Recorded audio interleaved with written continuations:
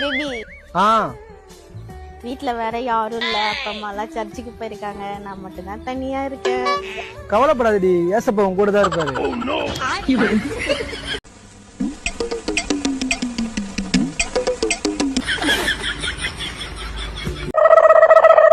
ஏய் இங்க பாத்தியா? என்னதுங்க இது? என்னதா? தாஜ்மஹால் ரீ. ஓ அதுதே இதுவா? எல்லாரும் சொல்லி கேள்வி நம்ம போய் பாக்கல, அதே தெரியல. இதுக்குன்னு ஒரு சிறப்பு இருக்கு. என்னதுங்க? இருமல் சிறப்பா? சின்ன வயசுல நீ எப்படி இருந்த?